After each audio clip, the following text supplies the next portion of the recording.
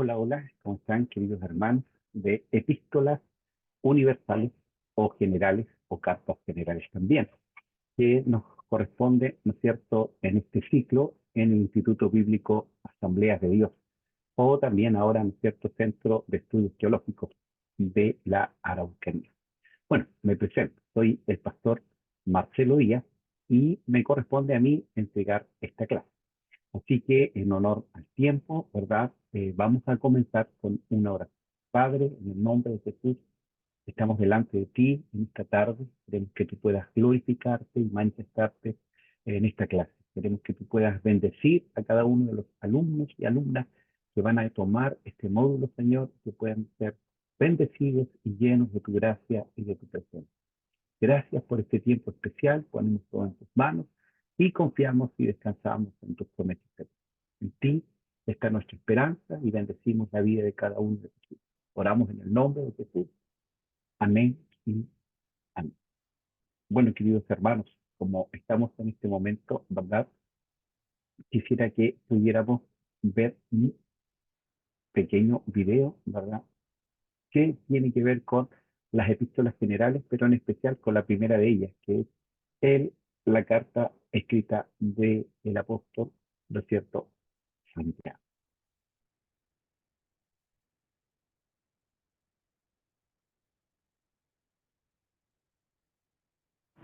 La Carta de Santiago, o por lo menos ese es su nombre en español.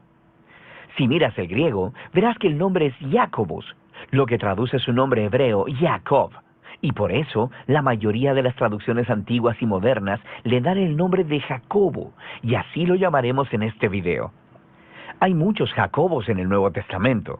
2 de ellos pertenecen al círculo cercano de los 12 discípulos de Jesús, pero esta carta viene del Jacobo que fue el medio hermano del mismísimo Jesús.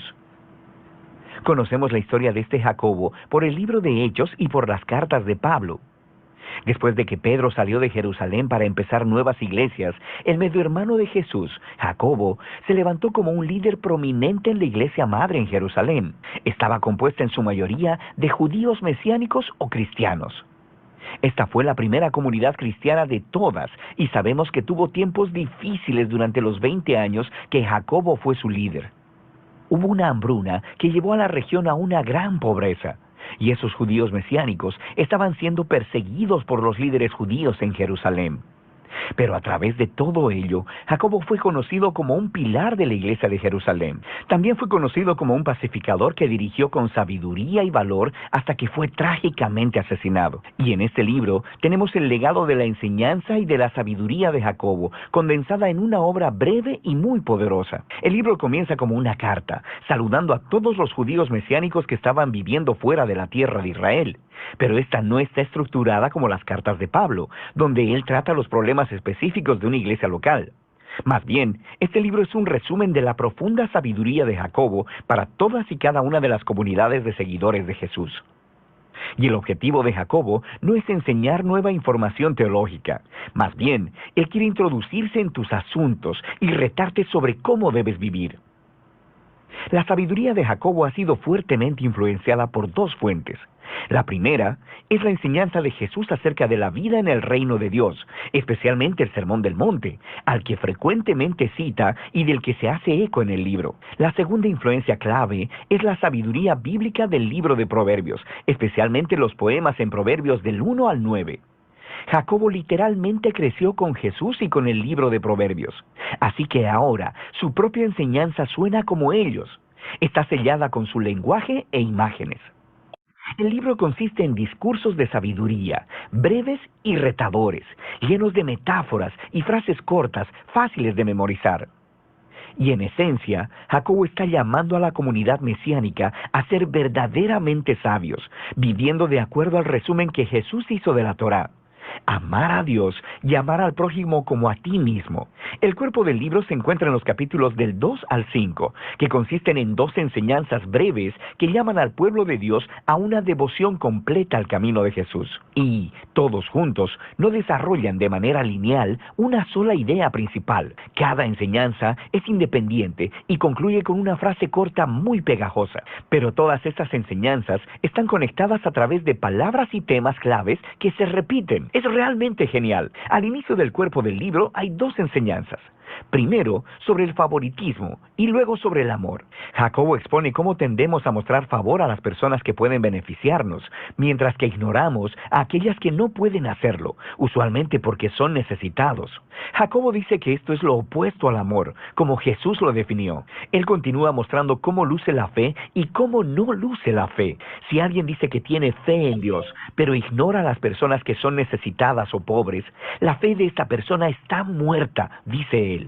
Sus acciones traicionan lo que ellos dicen que creen, y la fe genuina siempre produce obediencia a las enseñanzas de Jesús.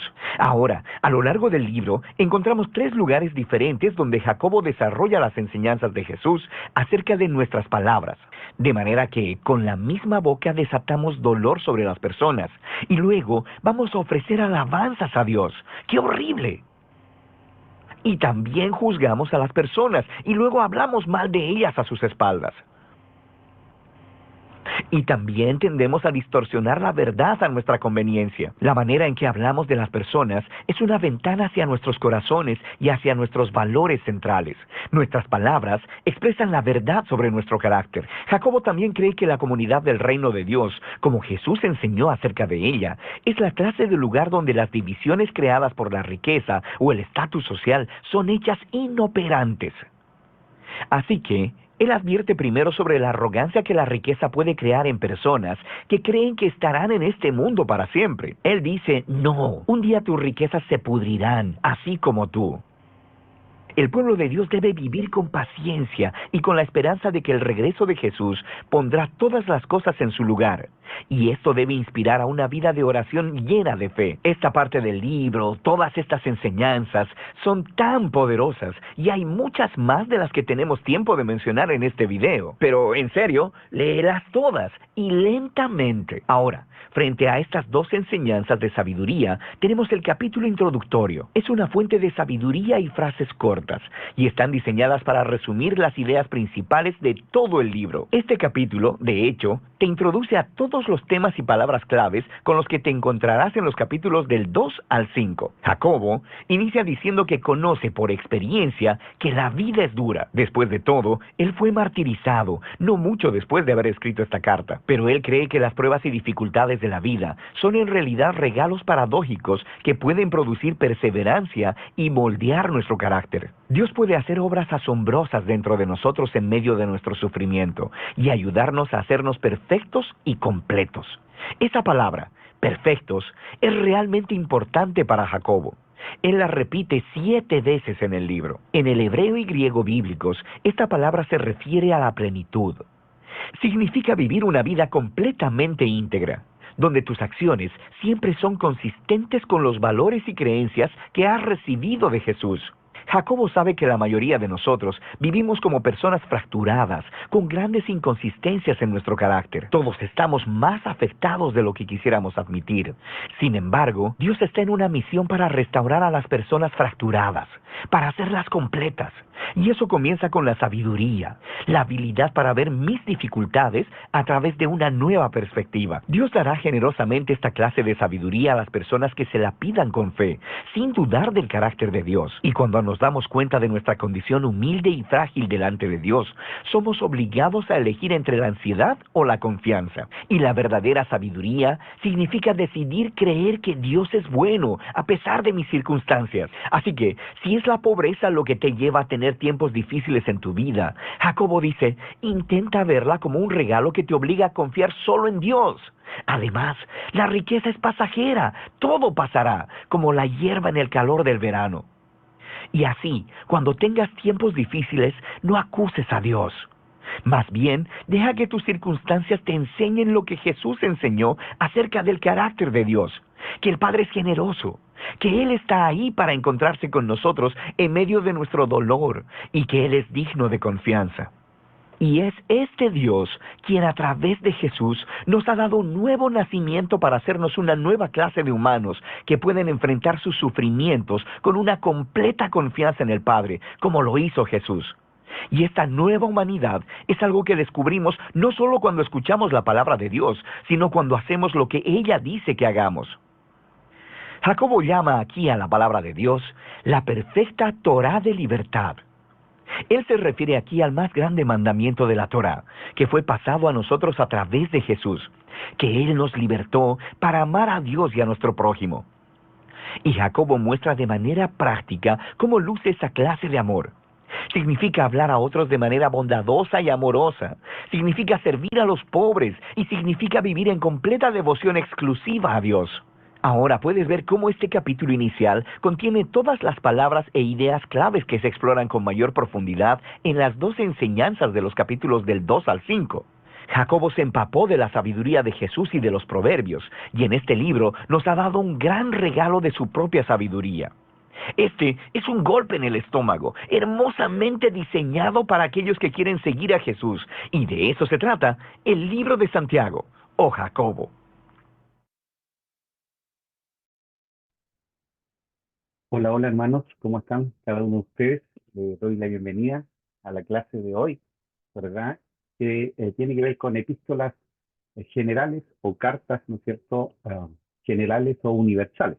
Bueno, me presento, soy el pastor Marcelo Díaz y nos corresponde, ¿verdad?, tener esta clase. Le doy la bienvenida ahí al matrimonio Payaleo Muñoz, a nuestra hermana Teresa Neira y también a nuestra hermana Ruth Aguilera, ¿ya?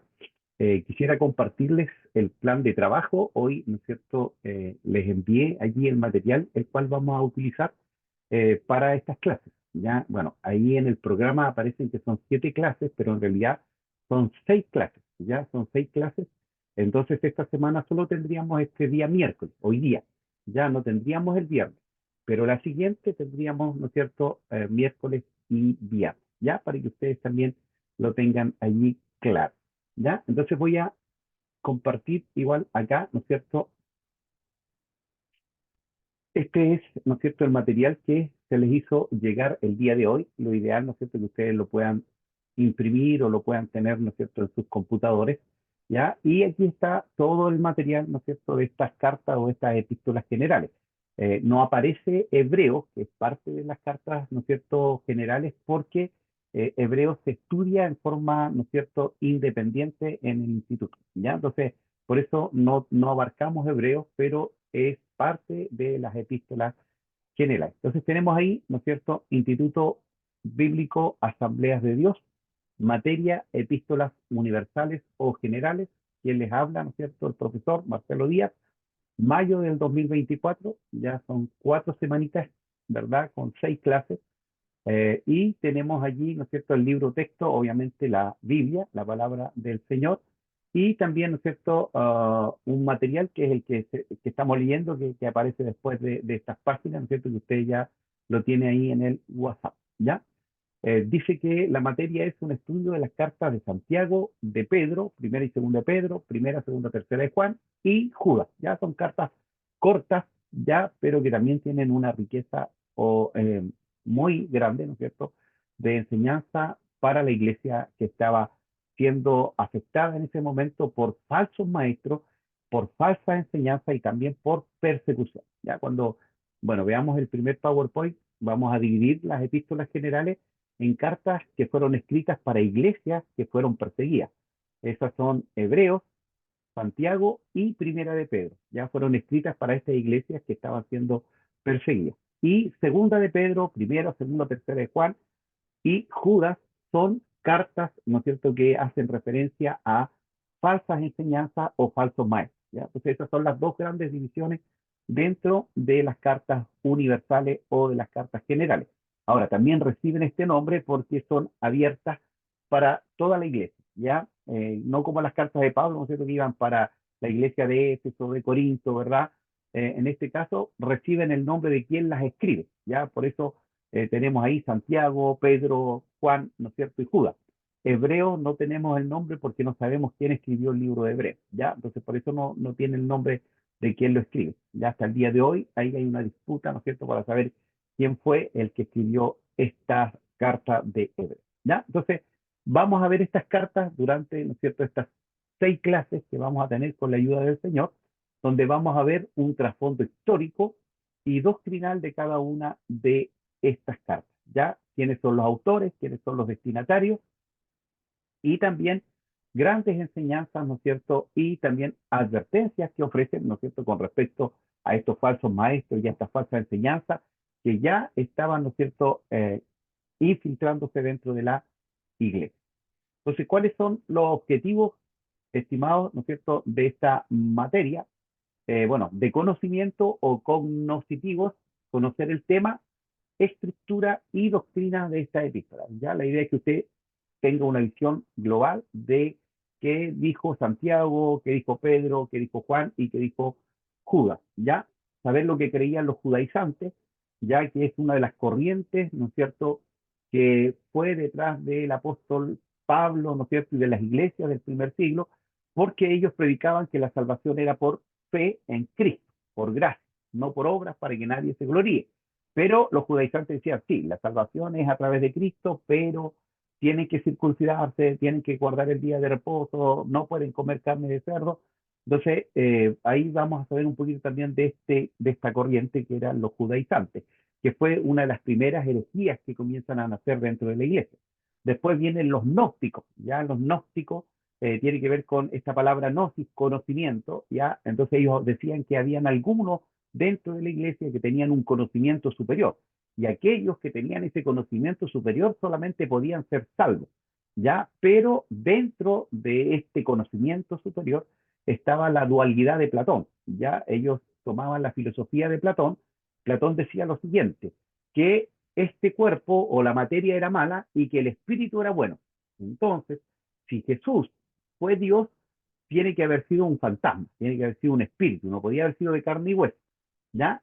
Entonces, nosotros sabemos que Jesús fue 100% Dios y fue 100% hombre, ¿ya? Entonces, tuvo una naturaleza humana, ¿no es cierto?, de cuerpo, de carne y hueso, y también una naturaleza divina. Entonces, ellos negaban esto, negaban, ¿no es cierto?, esta naturaleza divina del Señor Jesucristo, ¿ya? Entonces, eso lo vamos a ver también, ¿no es cierto?, que tiene que ver con los gnósticos, y otros dicen que esparcían errores en la iglesia primitiva, ¿ya?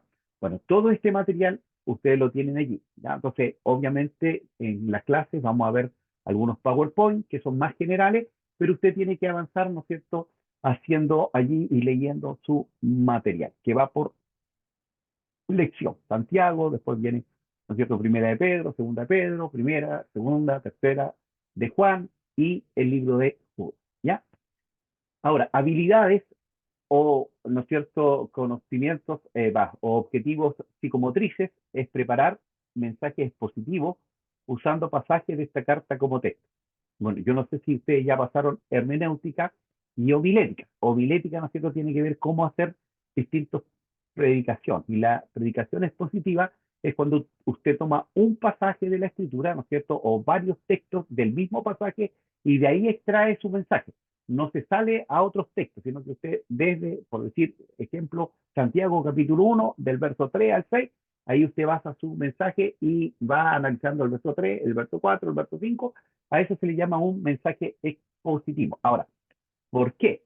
Porque una de las tareas es que ustedes, ¿no es cierto?, van a, después de haber leído Santiago, de haber leído primera, segunda y tercera de Juan, primera y segunda de Pedro y Judas, ustedes van a escoger una de esas cartas, ¿ya? Cualquiera de ellas, ustedes van a, al leer, se van a dar cuenta, ah, aquí había este problema, ¿ya? Cuando escribe Santiago, o cuando escribe Pedro, o cuando escribe Juan, ¿verdad?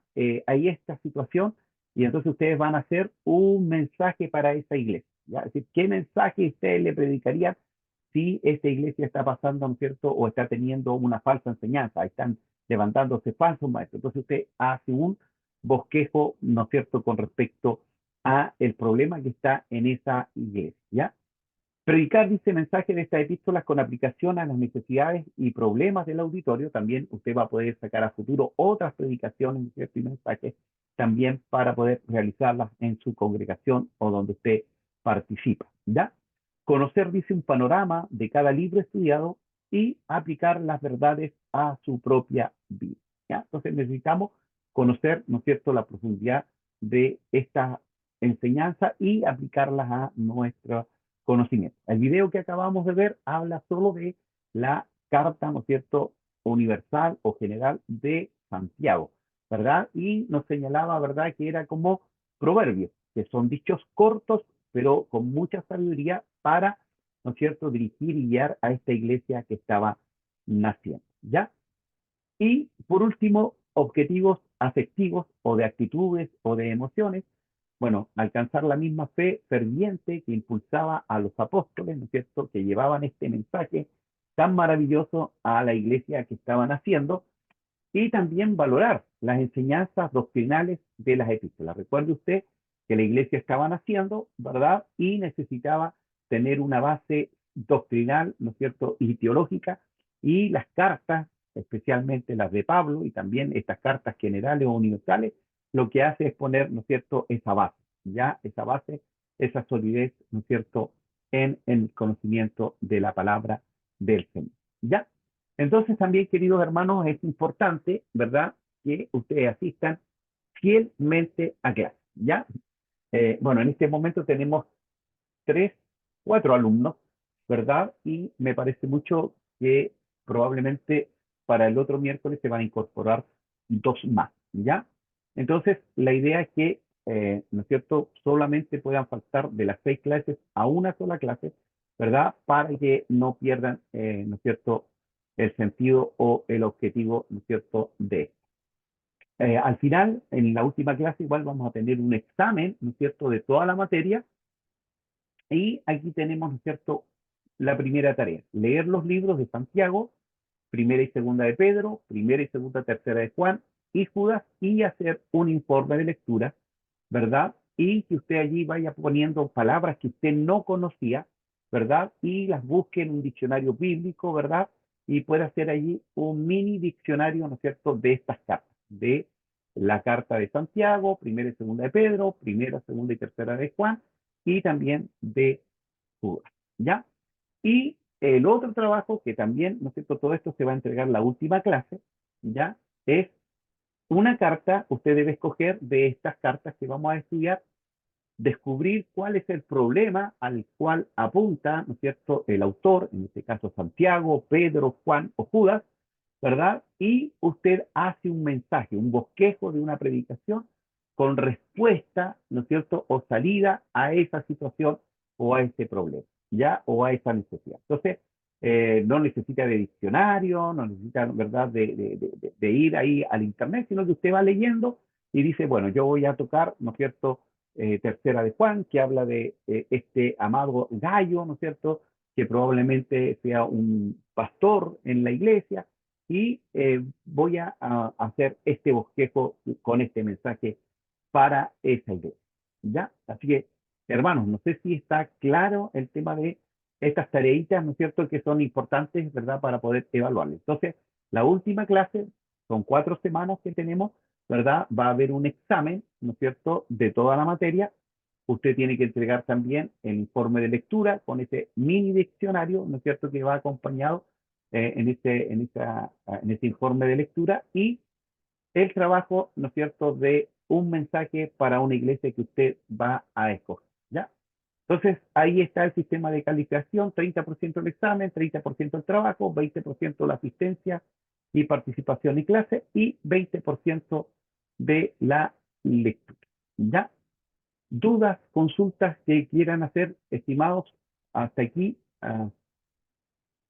puede hacerlo ahora, ¿no es cierto?, o calle para siempre.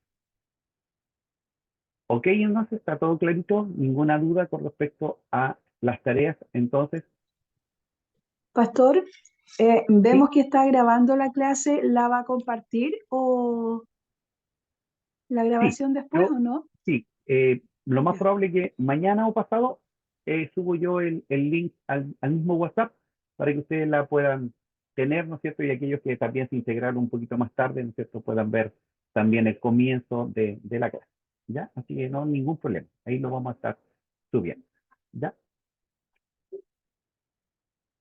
Bueno, entonces, hermanos, si no hay dudas, consultas por ahora, ya, bueno, el material que ustedes tienen, hermanos, tiene todo allí bien extenso, ¿ya? Entonces, yo les comentaba que las cartas generales o epístolas generales o universales, ¿verdad?, comienzan en hebreo. Hebreos, ¿verdad? Santiago, primera y segunda de Pedro, primera, segunda, tercera de Juan y Judas. Pero nosotros no vamos a ver Hebreos, pero en su material igual, ¿no es cierto?, pusimos ahí, ¿verdad? Porque Hebreos, ¿no es cierto?, exalta a Cristo sobre Moisés, sobre, ¿no es cierto?, el sacerdocio arónico, sobre los ángeles, sobre Abraham, sobre la ley, ¿ya? Entonces, es muy interesante el libro de Hebreos, ¿ya? Pero nosotros comenzamos en el libro de Santiago, ¿ya? Entonces aquí el primer dibujito tiene que ver, ¿no es cierto?, con Hebreos, que habla, ¿no es cierto?, también de este sumo sacerdote que es Cristo, ¿verdad?, que está a la altura de Melquisedec, ¿ya?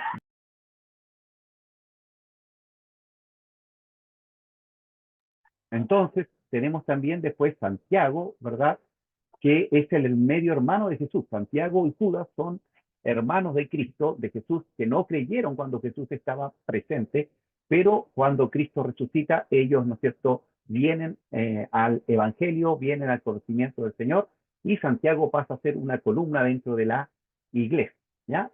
Y después tenemos, ¿no es cierto?, allí al apóstol Pedro con sus dos cartas, tenemos también, ¿no es cierto?, al apóstol Juan con sus tres cartas, y Judas, ¿verdad?, que están allí hablando. Entonces, ahí tenemos, ¿cierto?, un pequeño cuadro para que usted pueda ver, ¿no es cierto?, referido a estas cartas, ¿no es cierto?, generales o también universales, ¿ya? Entonces, queridos hermanos, todo lo tienen ustedes allí en el material.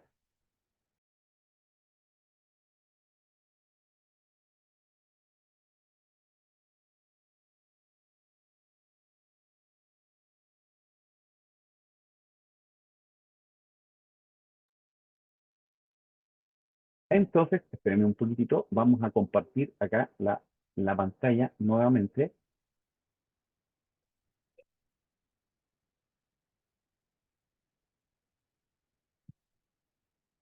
Y entonces, queridos hermanos, hoy vamos a ver una primera introducción, ¿verdad?, con respecto a las cartas o a las epístolas generales, ¿ya? Esto también, este material, para que usted también lo puede ir tomando, quizás apunte un poquito allí, pero también, ¿no es cierto?, se los voy a hacer llegar al WhatsApp, ¿verdad?, para que también usted lo pueda tener, ¿ya? Así que lo importante de esto, ¿no es cierto?, es que usted pueda prestar atención, ¿verdad? Y podamos ir conociendo un poquito sobre lo que son las cartas o las epístolas, ¿ya? Entonces, esta introducción o este PowerPoint tiene que ver, ¿no es cierto?, con proveer una vista panorámica del contexto y el propósito de las cartas generales, no de todas las cartas del Nuevo Testamento, ¿ya?, sino que de las cartas o epístolas generales, analizando desde una perspectiva eclesiástica, desde la iglesia, sus diferentes temas y el origen y la solución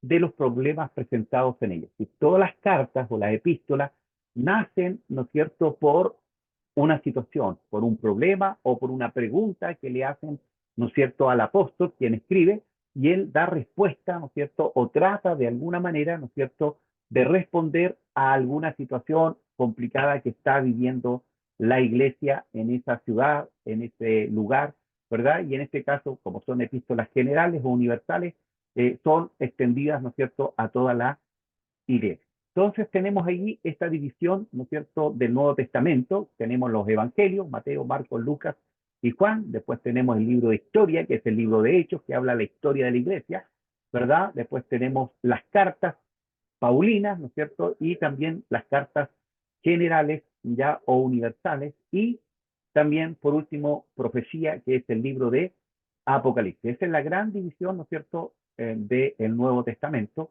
Y el Nuevo Testamento, dentro de él, ¿no es cierto?, las epístolas son un 65%, ¿ya? 65% de todo el Nuevo Testamento son las cartas. Por eso son importantes y son relevantes. Profecía y, ¿no es cierto?, evangelio solo un 35%, ¿ya? Entonces, interesante, ¿verdad?, ver esto ya y poder darle, ¿no es cierto?, la connotación y la importancia, ya que estas epístolas son las que ponen, ¿no es cierto?, la base espiritual para, ¿verdad?, la iglesia del primer siglo. Ahora, epístola viene del griego epístole, ya, que significa una carta, ¿no es cierto?, un documento que tiene una estructura, ¿verdad? Y dentro de esta estructura, dentro de las cartas, especialmente las cartas del apóstol Pablo, ¿verdad? Tienen el saludo, después tienen la oración, el agradecimiento, el contenido, ¿no es cierto?, por el cual se escribe esa carta y los saludos finales, ¿ya? Casi todas las cartas tenían, ¿no es cierto?, esta connotación, ¿verdad? Y eran muy relevantes, ¿verdad?, para esta iglesia del siglo I, ¿ya? Ahora, las epístolas generales o la epístola o las cartas, ¿no es cierto?, del Nuevo Testamento se dividen en las cartas del apóstol Pablo, desde el libro de Romanos hasta Filimón, ¿ya? Y las cartas generales o universales, que son las que nosotros tenemos que estudiar, desde el libro de Hebreos hasta el libro de Judas, ¿ya?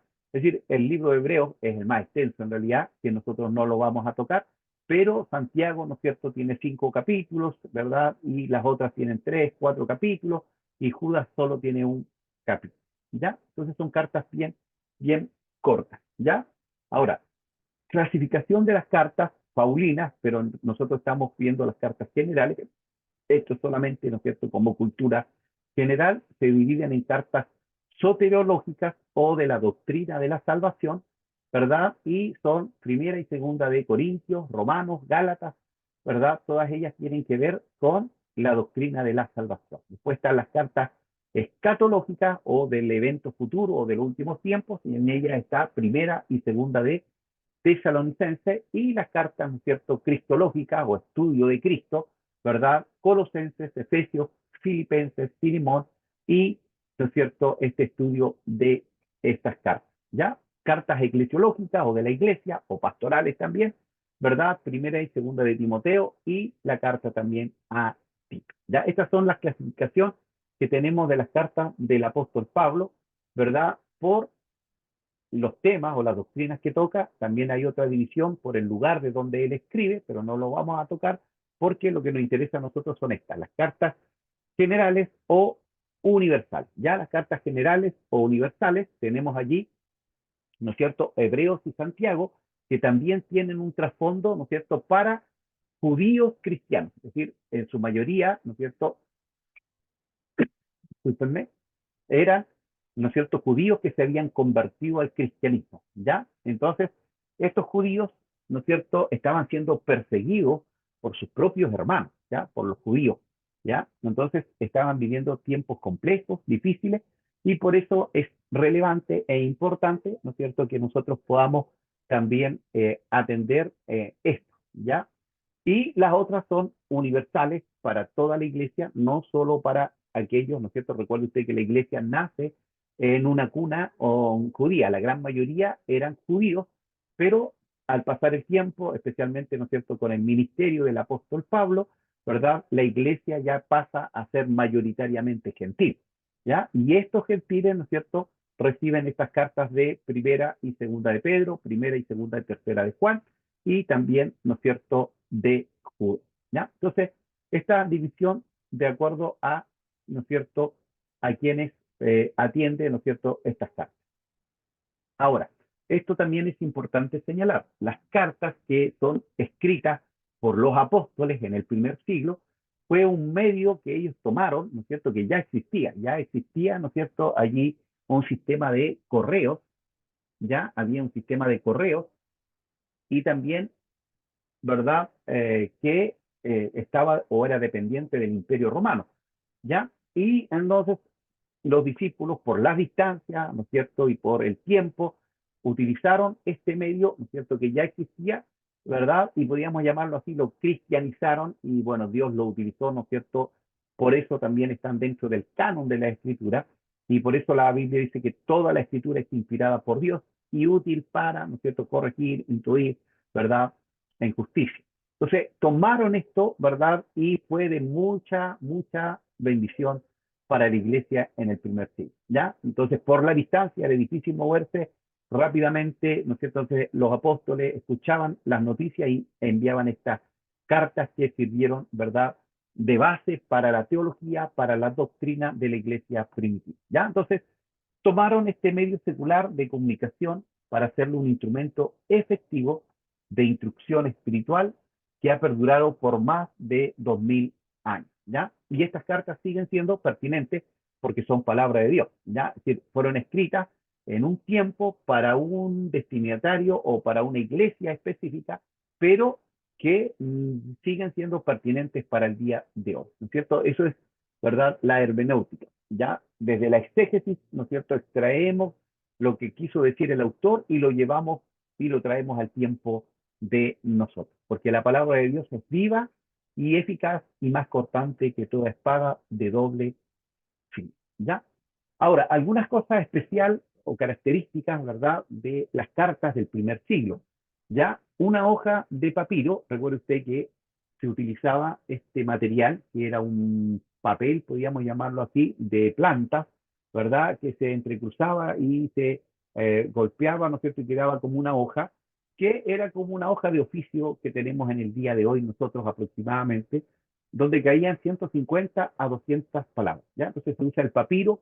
Después recuerde usted que se usa la vitela, ¿no es cierto? O el cuero, porque era más duradero que el papiro, ¿ya? Y después, ¿no es cierto? Este cuero o vitela se hace, ¿verdad? Códice, que es como la forma del libro, como, ¿no es cierto? La tenemos en el día de hoy, pero obviamente mucho más gruesa por, ¿no es cierto? El cuero.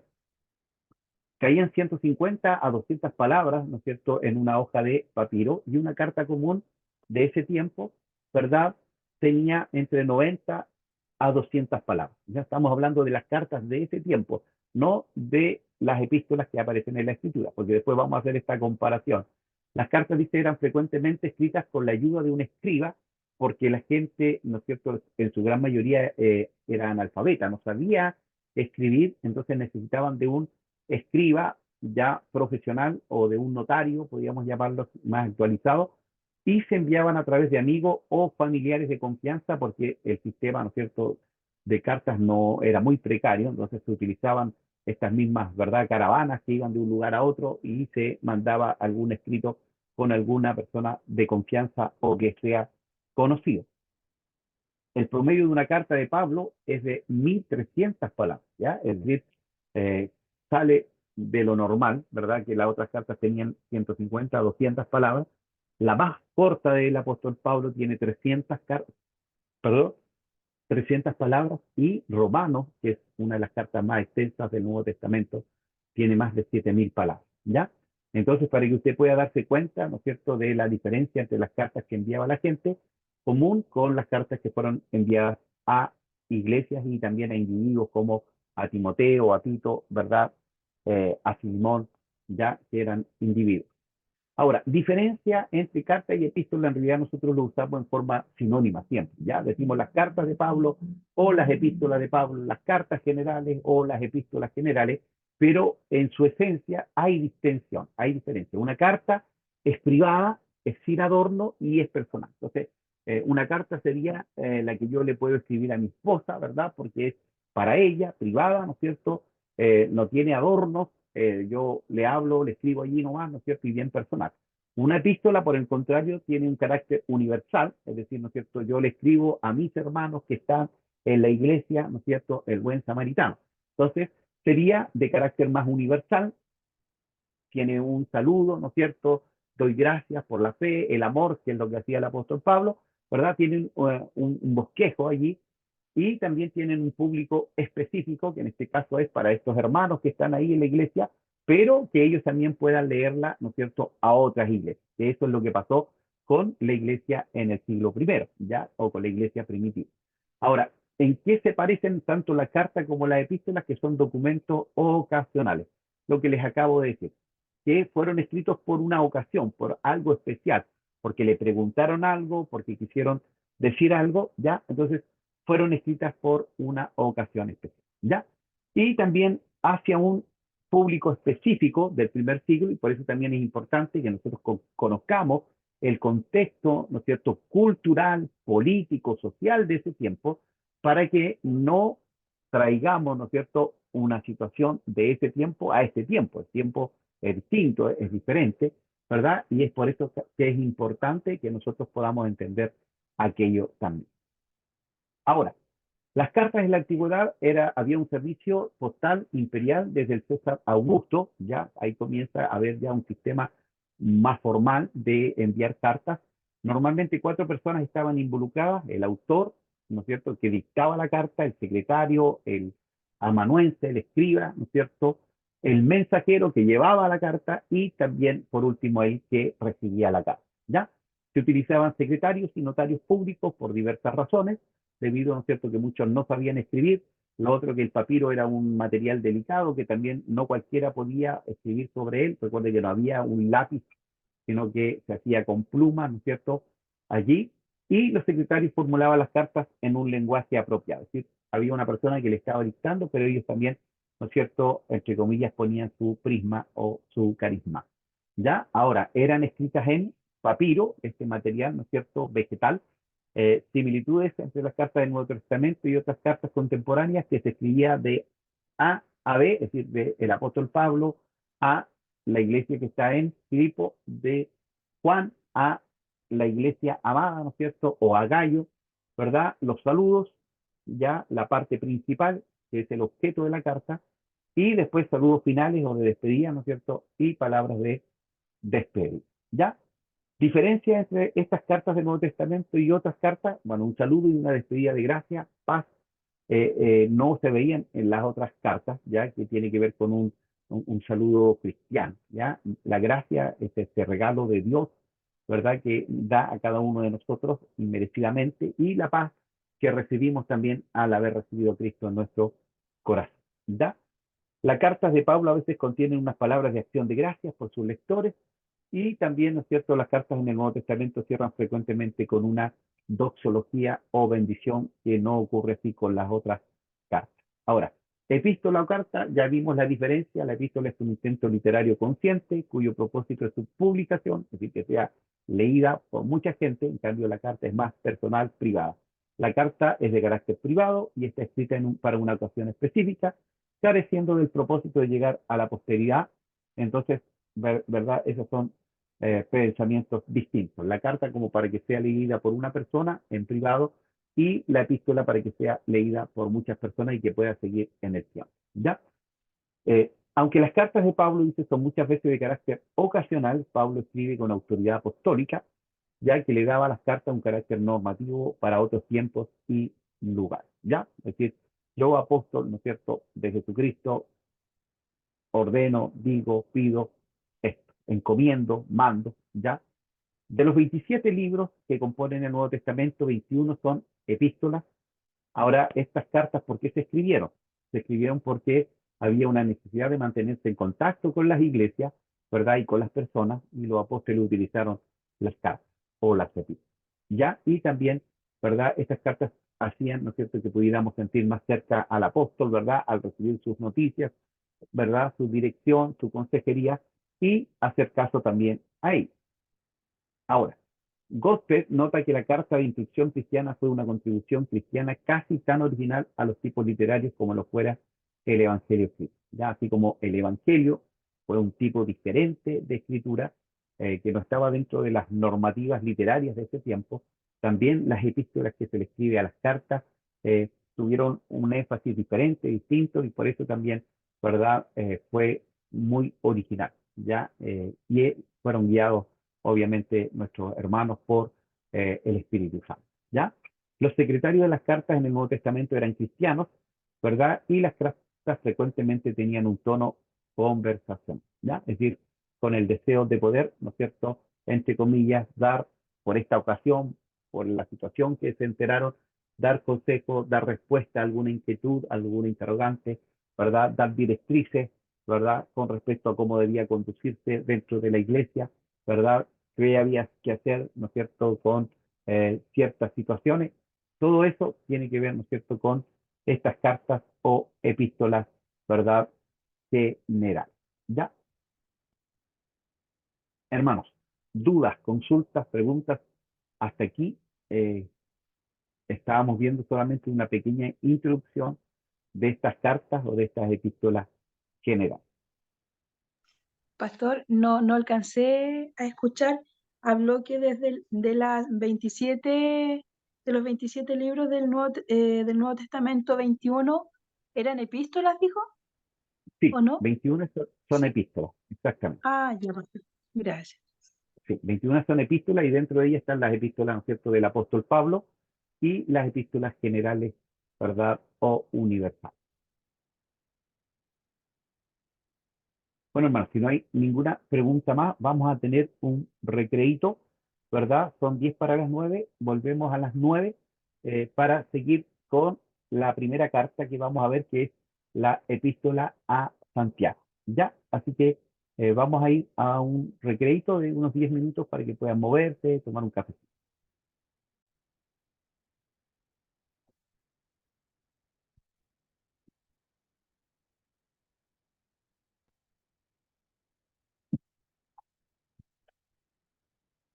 Entonces, vamos a esta primera carta general o epístola universal, ¿verdad? Del apóstol Santiago.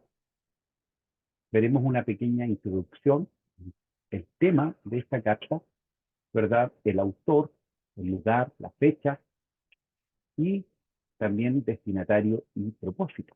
¿Ya? Contenido de la carta de Santiago, resumen y también algunas cosas importantes, ¿ya? Como palabras claves, características, grandes doctrinas, pasajes famosos también o más conocidos. Ahora, dentro de las epístolas generales o universales, ¿no es cierto? Todas reciben el nombre de quien las escribe, ¿ya? No así las cartas que escribe el apóstol Pablo, ¿no es cierto? Casi todas ellas reciben el nombre del destinatario, ¿ya? No son dirigidas a iglesias o personas particulares, sino más bien a grupos generales o universales, ¿ya? Hebreos, Santiago, primera y segunda de Pedro, primera, segunda, tercera de Juan y Judas, ya, aunque segunda y tercera de Juan exceptúan la regla porque fueron dirigidas a ciertos personajes también específicos. Las epístolas generales, excepto Hebreos, son nombradas por su autor, ya que, ¿verdad? Este también es el caso de la carta, ¿no es cierto?, general o universal de Santiago. Ahora, ¿cuál es el tema central de Santiago? ¿Ya? Esto es interesante e importante, ¿no es cierto? Que los resultados de una fe viva, la cual produce obras que honran a Dios. ¿Ya? O sea, el apóstol Santiago lo que quiere, ¿no es cierto?, realzar es que si yo tengo una fe genuina en Dios, en Cristo, ¿verdad? Como resultado de esa fe van a haber buenas obras. ¿Ya? En ningún caso él dice que las obras nos salvan, ya que es, ¿no es cierto?, el concepto católico, ¿verdad? De que muchas veces, ¿no es cierto?, se enseñó de que si usted hace buenas obras, se gana el cielo. Pero no. Lo que está diciendo el apóstol, ¿no es cierto?, es que si usted tiene una fe genuina, por ende también va a tener, ¿no es cierto?, obras buenas, ¿no es cierto?, que produzcan y que honren a Dios. ¿no? Entonces, por eso Martín Lutero, quien fue, ¿no es cierto?, este gran reformador, ¿verdad?, de la Edad Media, que trae, ¿no es cierto?, la gran reforma, él no le gustaba esta carta, no le gustaba la epístola porque decía que él realzaba mucho las obras, ¿ya? De acuerdo, ¿no es cierto?, como la Iglesia Católica tenía eso allí impregnado, pero lo que el apóstol Santiago quería enseñar era eso, que una fe genuina produce o resulta también en obras, ¿no es cierto?, dignas que honran a Dios, ¿ya? Ahora, aquí aparece una pregunta, dice una simple colección de dichos proverbiales, ya que son dichos cortos, ¿verdad? Muy interesantes o muy importantes, y dice que la hermenéutica nos permite observar que Santiago posee un tema unificado, ¿ya? Entonces, la hermenéutica son los principios que utilizamos para interpretar correctamente la escritura, ¿ya? Y a pesar de que son dichos cortos y proverbiales que va cambiando, ¿no es cierto?, rápidamente de un tema a otro, tienen un hilo conductor, ¿ya? Los destinatarios estaban sufriendo pruebas, recuerden que dijimos que tanto Santiago, Hebreos y Primera de Pedro fueron escritas a iglesias o hermanos que estaban siendo perseguidos, ¿ya? Entonces, estaban siendo perseguidos, habían pruebas, dificultades, al punto que muchos fueron tentados con desconfiar de la palabra de Dios, descuidando su relación con Dios y con el prójimo, ¿ya? Santiago les habla de manera muy práctica de cómo una fe viviente produce acciones que honran al Señor, ¿ya? Y por ejemplo, una fe viviente produce gozo en medio de las pruebas. Una fe viviente obedece a la palabra de Dios. Una fe viviente motiva la práctica de la imparcialidad y una fe viviente genera autocontrol, dominio propio. En fin, una fe viviente fructifica, ¿no es cierto? Produce obras que se evidencian por el amor a Dios y al prójimo.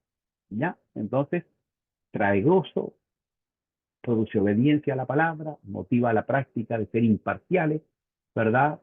Genera el autocontrol o el dominio propio y también, ¿no es cierto?, produce obras que evidencian el amor de Dios. ¿Ya?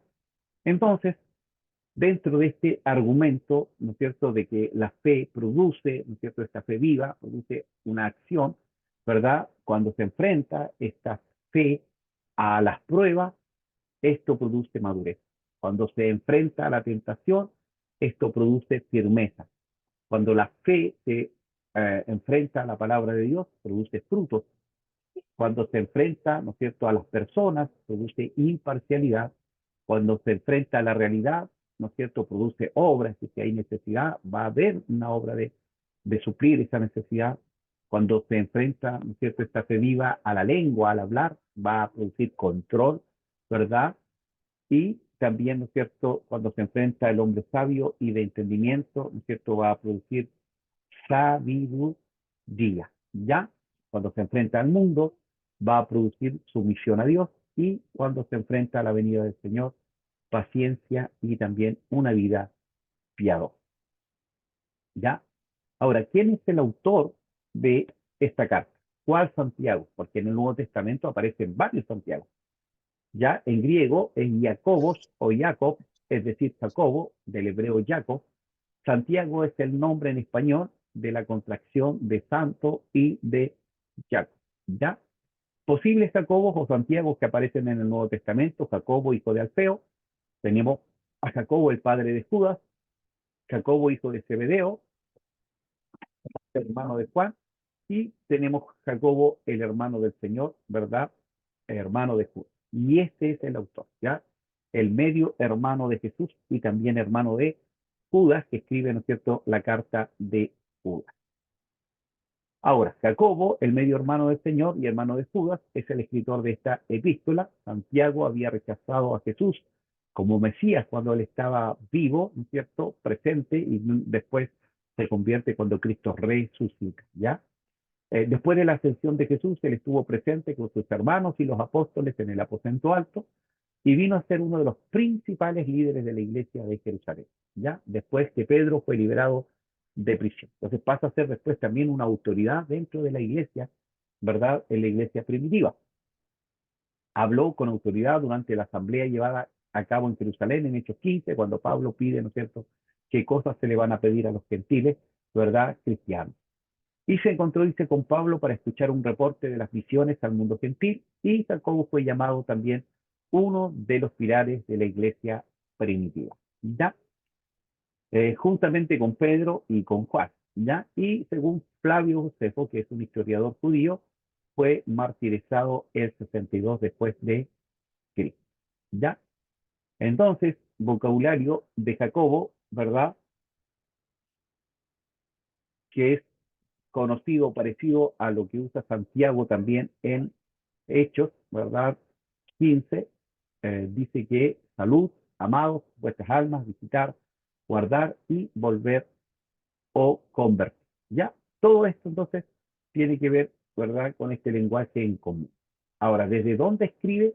Probablemente desde Jerusalén y en el año 44 aproximadamente, ¿verdad?, después de Cristo. Ya esto significa que Santiago sería la primera carta escrita en el Nuevo Testamento, ¿ya? Entonces, algo interesante, ¿ya? La primera carta escrita del Nuevo Testamento es la del apóstol Santiago, ¿ya?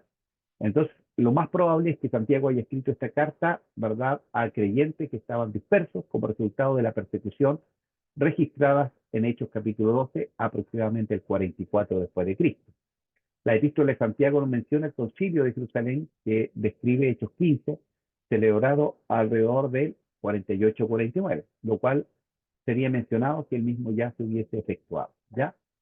Por esto, se estima que la epístola de Santiago fue escrita alrededor del 44 al 49, siendo así la carta más antigua del Nuevo Testamento, y no sabemos desde dónde se escribió, pero bien pudo haber sido desde Jerusalén, donde Santiago era uno de los ancianos de esta congregación.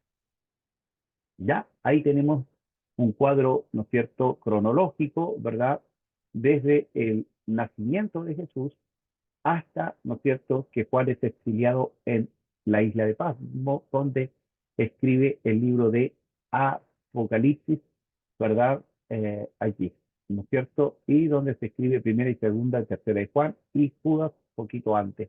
Ya, ahí aparecen, ¿no es cierto?, todos los libros. Santiago sería entre el 44 por allí, siendo el primer libro escrito del Nuevo Testamento. ¿Ya? Entonces esta cartita o esta, ¿no es cierto?, línea de tiempo nos ayuda bastante para poder, ¿no es cierto?, fechar y datar algunos acontecimientos importantes. Aquí él escribe primero a judíos cristianos que están dispersos. ¿Ya? Judíos, ¿por qué? Porque usa la palabra 12 tribus, que es una referencia bíblica a Israel. ¿Ya? Entonces tenían una connotación o una cultura, ¿verdad?, judía. Santiago utiliza un lenguaje judío en todo su contenido. El autor se refiere a la audiencia como hermanos, ya, lo cual era muy común de llamarse entre los judíos. Sinagoga, ya que también, ¿no es cierto?, era parte de esta congregación de cristianos judíos. Pueblo adúltero, Sabá, los ancianos, que también, ¿no es cierto?, representaban a los pastores. Ya en el Nuevo Testamento, cuando se habla de ancianos, de pastores u obispos, ¿verdad?, es la función pastoral. ¿Ya? Y Santiago contiene más de 40 alusiones también al Antiguo Testamento. Entonces, los destinatarios eran de nacimiento judío, ¿verdad?, pero que se habían convertido al cristianismo, al evangelio. Ya ahora eran parte no del judaísmo, sino del cristianismo o de la iglesia. Ya el escritor se presenta como siervo de Dios y del Señor Jesucristo, se dirige a sus lectores como hermanos que creen en Cristo, y el autor se incluye conjuntamente con sus lectores como que todos son cristianos, porque dice que Dios de su voluntad nos hizo renacer por la palabra de verdad. Entonces, judíos cristianos, ¿verdad?, que pertenecían a Jesús, cuyo nombre era calumniado. ¿Ya? Y estos judíos cristianos estaban dispersos, ¿ya? Es decir, estaban o habían sido llevados a otros lugares, ¿verdad?, debido a la persecución. Y esta dispersión, ¿verdad?, era desde Asiria, Babilonia, Grecia, ¿verdad?, judíos que también habían en Asia Menor.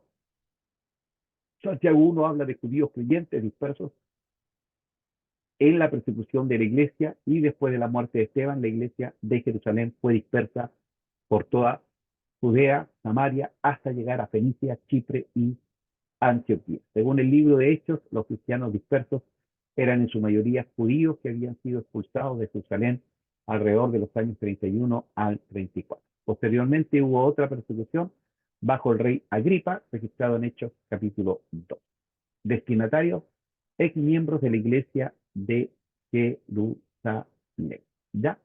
Entonces, estos destinatarios judíos cristianos que estaban dispersos estaban aquí. Este es Asia, este es Europa, aquí está el norte de África, ¿verdad? Ahí estaba Bitinia, Pontio, Galacia, Capadocia. Entonces, a ellos, ¿no es cierto?, es a quien le escribe el apóstol Santiago.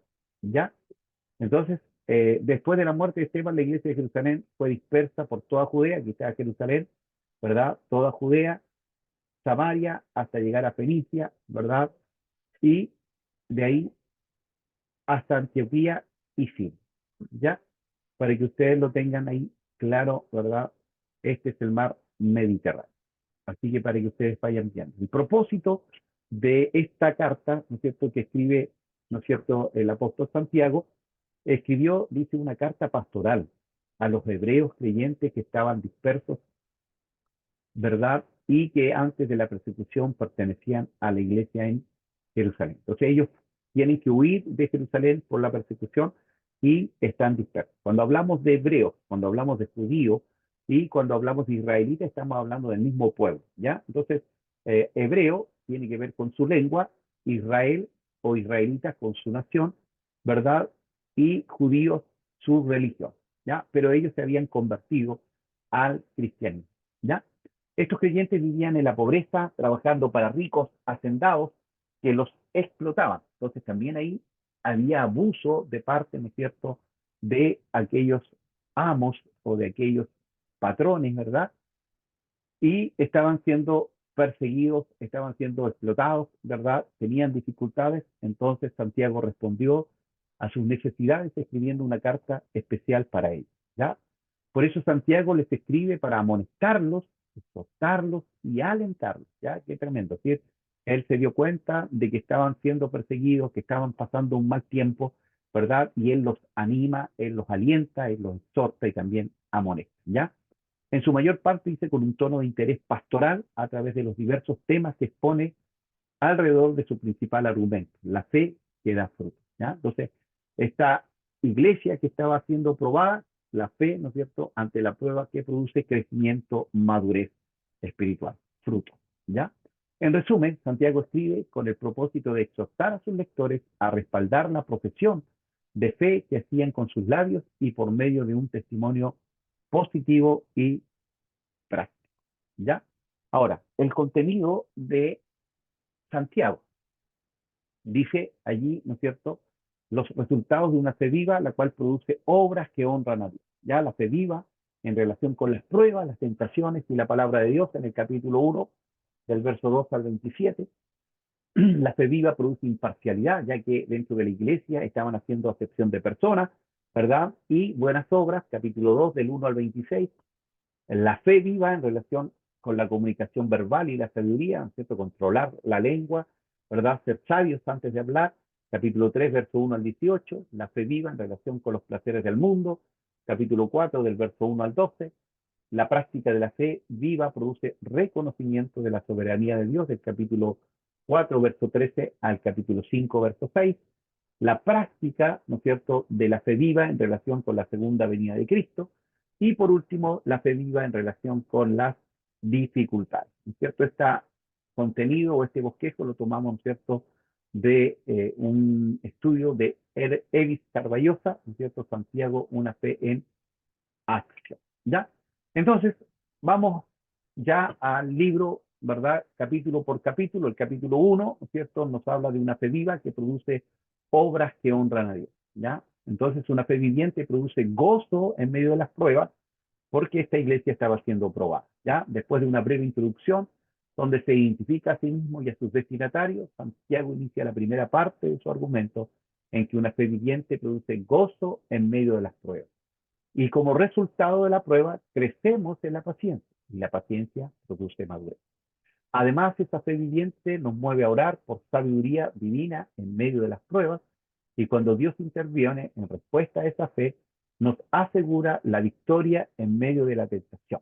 Ya Santiago también enfatiza el hecho de que una fe viviente muestra una completa confianza en Dios, quien es el dador de todo lo bueno y es inmutable. Se está diciendo que aún en medio de la prueba y de la dificultad, Dios sigue siendo bueno, ¿verdad? Y Él no cambia. La fe viviente resulta en la obediencia a la palabra de Dios.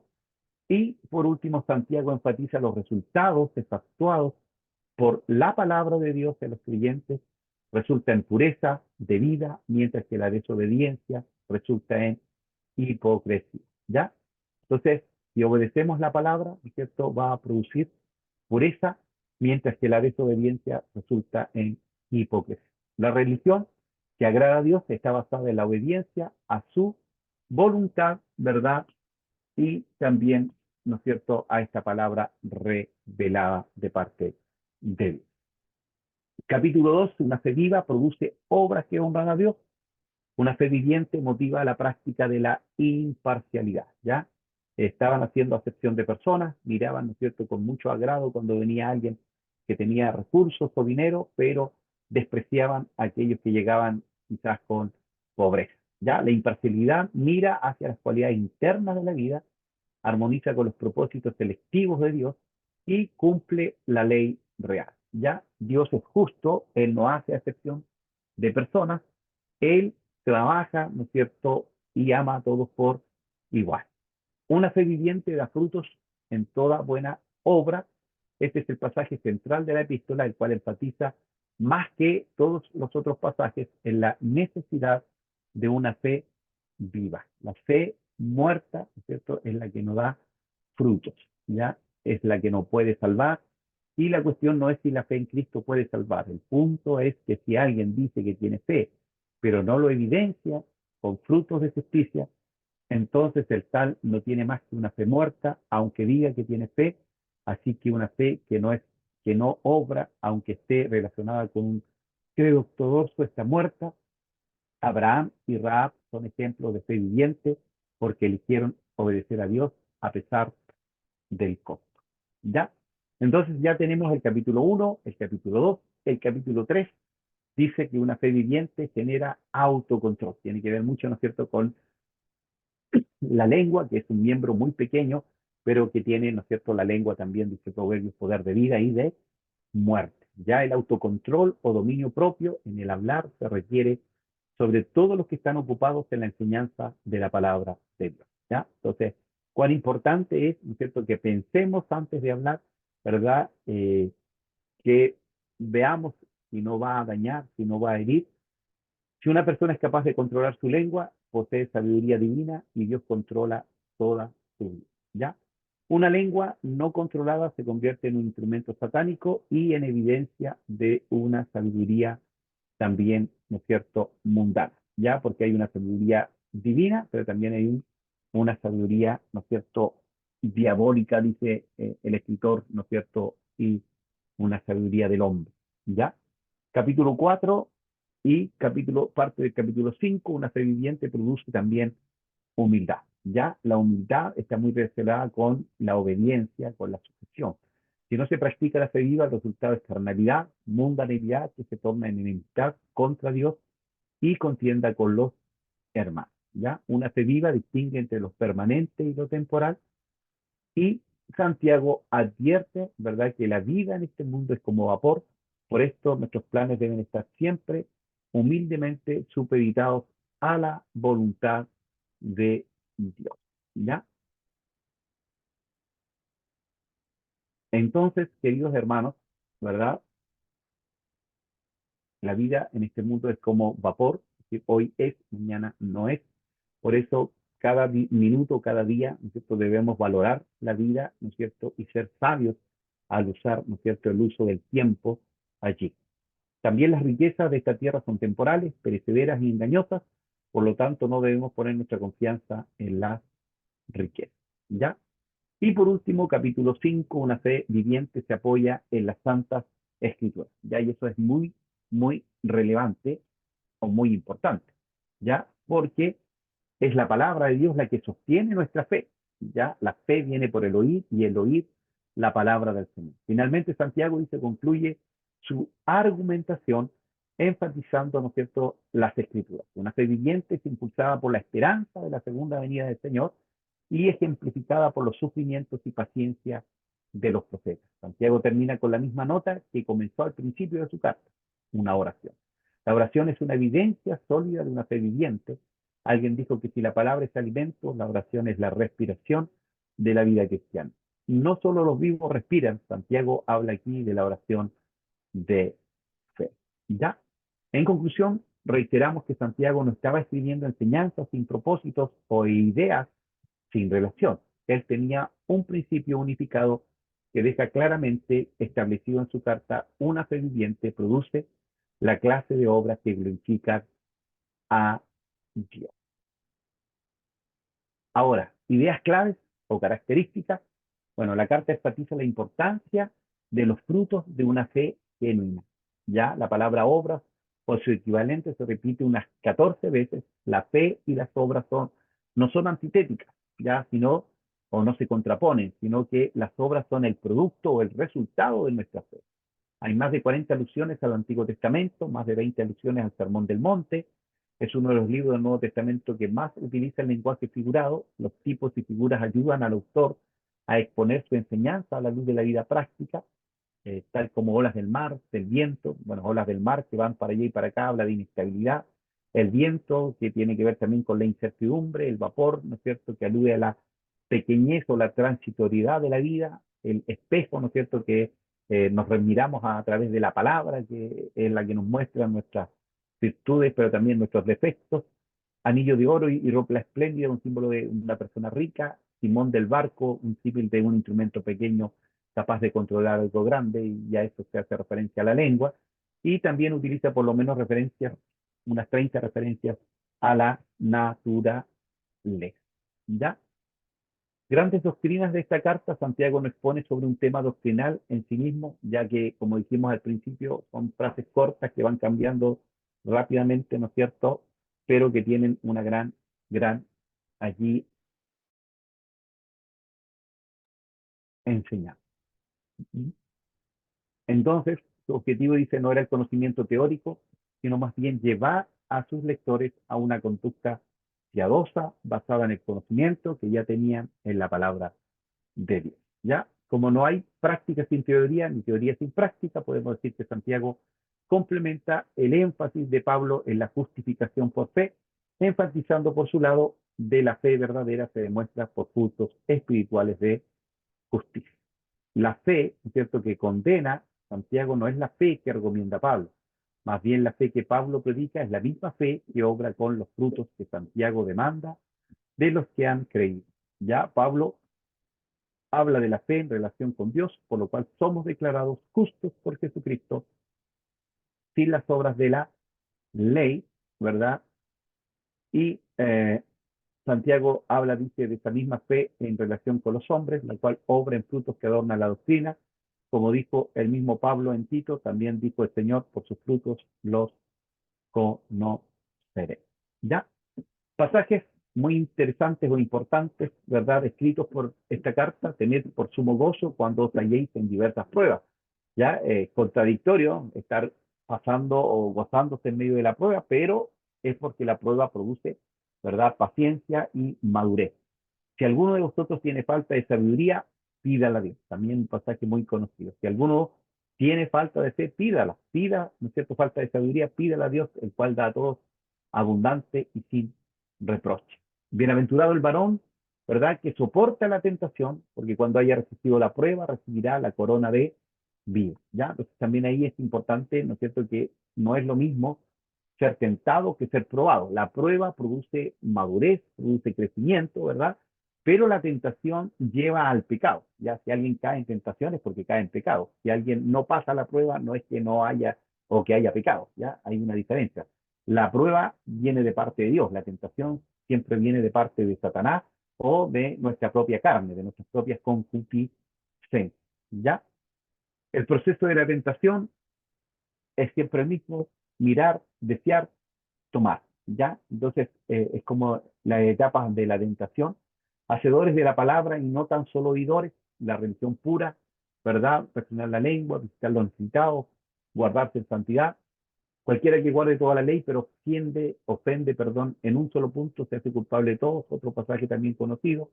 La fe verdadera se evidencia por las obras, la lengua, y al que sabe hacer lo bueno y no lo hace también es pecado. No solo es pecado lo que hacemos, sino que también cuando sabemos que tenemos que hacer algo bueno y no lo hacemos, también se ve como, ¿verdad?, pecado. Bueno, ¿quién escribió este libro? Santiago, el medio hermano de Jesucristo, anciano principal en la iglesia de Jerusalén, ¿no es cierto? Pasa a ser también un líder de la iglesia primitiva, y esta carta pudo ser uno de los primeros libros del Nuevo Testamento a ser escrito entre el año 40 y 50 después de Cristo. ¿Ya? ¿A quién fue escrito? A las 12 tribus de Israel que estaban dispersas, cristianos, judíos, ¿no es cierto? O judíos cristianos que estaban dispersos, y desde probablemente la ciudad de Jerusalén. Ahora, ¿cuál es el trasfondo histórico? Santiago, junto con las epístolas de Pedro, de Juan y Judas, forma parte de las llamadas epístolas generales. Debido a que estas no están dirigidas a ninguna iglesia cristiana en general, la carta contiene muy poca doctrina y se enfoca, ¿no es cierto?, en lo moral, en la ética y en la demostración práctica de la fe personal. ¿Ya? Volvemos a insistir entonces, esta fe tiene que producir obras. ¿Ya? Obras, decía también ahí Juan el Bautista, dignos de arrepentimiento. ¿Ya? Dice, se enfoca en la moral, la ética y en la demostración práctica de la fe personal. Santiago, pastor de la iglesia de Jerusalén por 30 años, trabajando con el pueblo judío, escribe a los judíos esparcidos por varias regiones, y ya se estaba saliendo de la gracia para más gracia, dependiendo demasiado de la fe, olvidando las obras de la fe.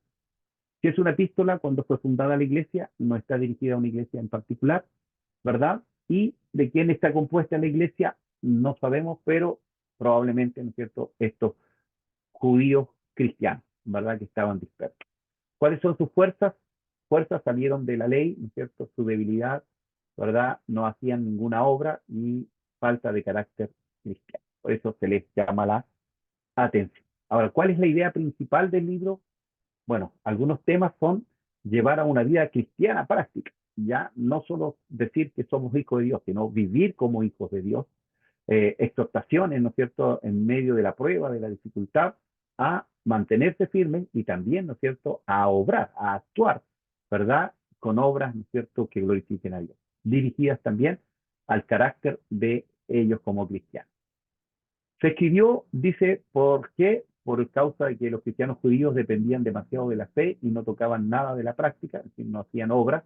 Y Santiago escribe por esta razón y para corregir algunos detalles también que estaban relacionados, ¿verdad? Como que hacían acepción de personas. Escrita a los judíos esparcidos, pareciera que están en la tentación de querer enriquecer. Algunas palabras claves: hermanos, fe, perfecto, perfeccionarse, ¿verdad? Decir, juez o juzgar, juicio, obras, condenado, condenación, lengua, ley.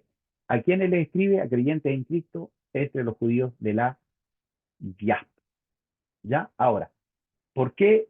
La ocasión es desconocida, pero el tratado muestra, ¿no es cierto?, preocupación por las verdaderas condiciones de la iglesia, que estaba siendo perseguida, que estaba pasando en cierta necesidad, pero también que no estaba obrando, ¿ya? Incluyendo, dice, severas pruebas, disensiones causadas por el enojo y palabras de juicio y abuso de los pobres por parte de aquellos que tenían mucho más. Énfasis: una fe práctica por parte de los creyentes, gozo y paciencia en medio de las pruebas, ¿ya? Entonces, una fe práctica, ¿no es cierto?, que se vea en medio de nuestra sociedad, en medio de nuestra vecindad, en medio de nuestra familia, ¿verdad? Gozo y paciencia, aun cuando estemos pasando pruebas, enfermedad, falta de trabajo. La naturaleza de la verdadera sabiduría, ¿no es cierto?, cristiana, que es importante, que tiene que ver, ¿no es cierto?, con esta sabiduría que viene del cielo, y actitudes que tenían los ricos hacia los pobres, y abuso también, ¿no es cierto?, de la lengua, y se le encomienda, ¿no es cierto?, hacer un uso apropiado de ella, ¿verdad? Porque hay poder de vida y de muerte en la lengua, entonces antes de hablar, ¿no es cierto?, pensar, saber, ¿no es cierto?, si vamos a dañar, mejor no hacerlo, ¿ya? Y ahora, ¿cómo debemos leer esta carta?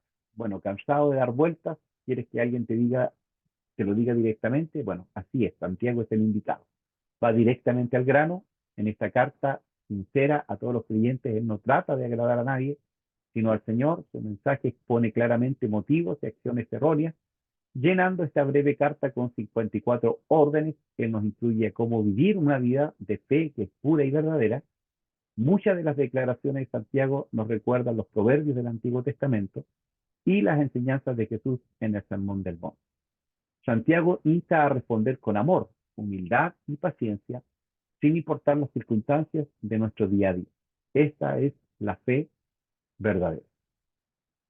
Esta carta tiene una postura seria en contra de la hipocresía y la religiosidad. Santiago describe la maldad de una lengua sin control que adula a los ricos y que se jacta de los planes orgullosos. No busques aquí trivialidades piadosas.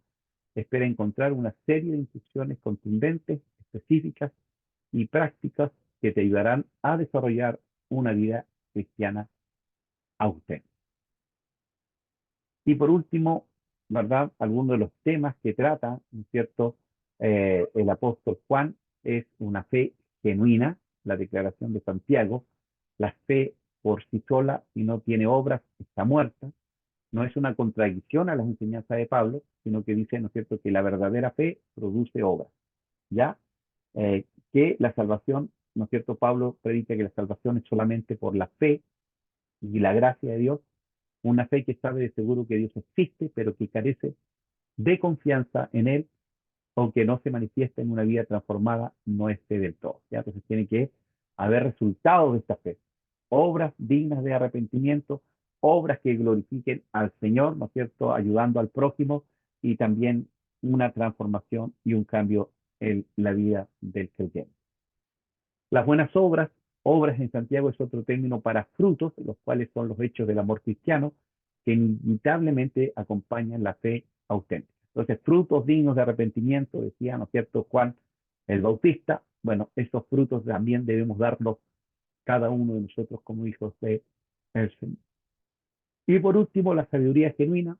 Santiago contrastó los dos tipos de sabiduría: la falsa sabiduría, que produce envidia, una ambición egoísta, ¿verdad? Mientras que la sabiduría genuina produce humildad, obras de misericordia, una buena conducta. La sabiduría ayuda a los cristianos a controlar sus palabras, promueve la paz, la consideración, la sumisión, la misericordia y las buenas obras, la imparcialidad y también, ¿no es cierto?, la imparcialidad.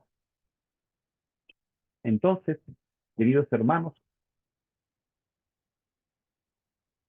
no sé si hasta acá ustedes tienen alguna duda o consulta, ¿verdad? Para poder, ¿no es cierto?, estar ya cerrando el día de hoy nuestra clase.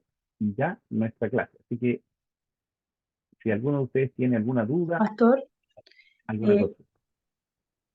Pastor, bueno, encontraba que iba un poquito rápido, pero esta materia está en lo que nos mandó como para poder ir repasando con calma, Sí, o lo sí, todo, podemos volver al... ¿Sí? Ah, ya, sí, ya, todo Pastor. está en el material Gracias. y además, bueno, vamos a subir la clase grabada y también yo les voy a enviar el PowerPoint, ¿ya? Entonces van a tener 3 bases ahí para poder, ¿verdad?, verlo con más detención.